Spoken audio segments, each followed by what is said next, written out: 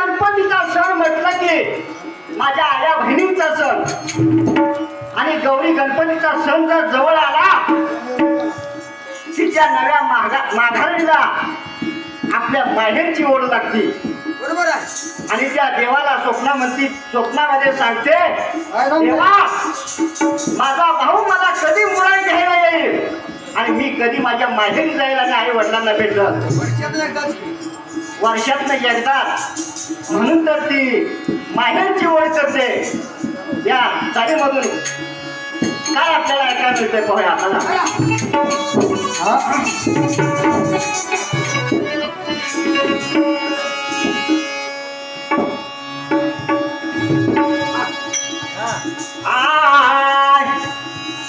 आला गौरीचा महिना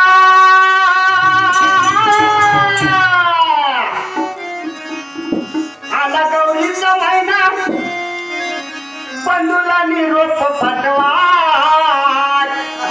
गौरीचा महिना आला की त्या भावाला बहीण निरोप पाठवती. या दादा आजूबाजूच्या बहिणी शेजारी आल्या आणि मला कधी शिदोरी द्यायचं आणि मला कधी न्यायला यायचं अशी असणार ती नवी नवरी त्या दादासाठी देवाला मागणं घालते.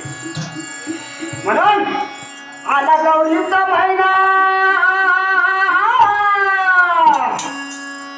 आला गौरीचा महिना बंधूला निरोप पाठवा. नेऊन माहेरी मला वशिंगार करून नटवा. नेऊन माहेरी मला वशिंगार करून नटवा. नेऊन माहेरी मला वशिंगार करून नटवा. नेऊन माहेरी मला वशिंगार करून नटवा.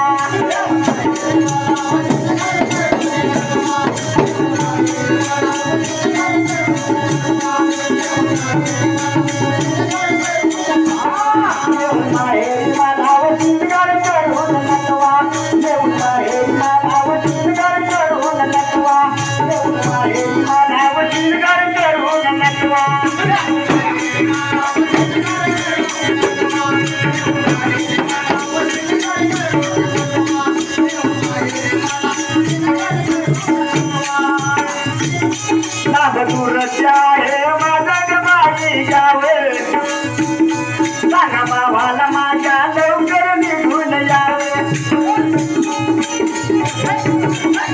बघा बांधव त्या भावाची बहीण काय म्हणते, लाख असं माझं मागील आहे तेव्हा माझ्या भावाला लवकर निघून पाठवा. भाऊ मला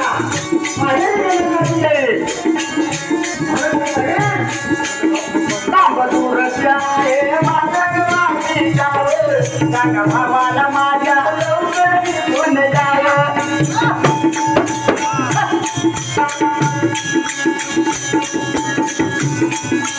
पडेल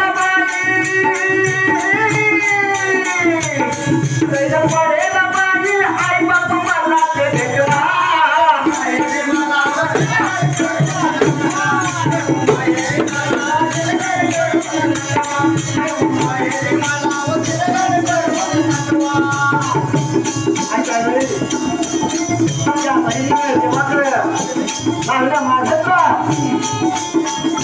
मागण्या मागण्याच्या नंतर त्या गावाला बहिणीसाठी शिदोरी केली.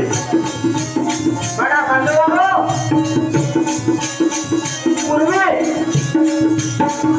बहिणीला जर शिदोरी द्यायची म्हटलं तर वडीलची भाकरीची शिदोरी होती की नाही पाहिजे. पूर्वी वडीलची भाकरीची पूर्वी शिदोरी होती. आणि आता या कलियुगामध्ये भाऊ जर त्या बहिणीला शिदोरी घेऊन जायचं म्हटलं तर या सश्य गावामधून मलकापूर मध्ये जायचं 100 रुपयाची किलोभर जिलेबी घ्यायची, लाडू घ्यायची आणि बहिणीला द्यायचं.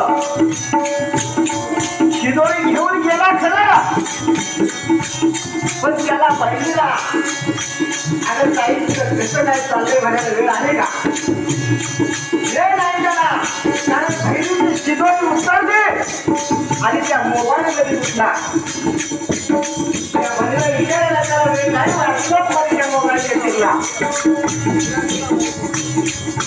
आता ह्या मोबाईलला सर्व जगाला वेळ लावलंय.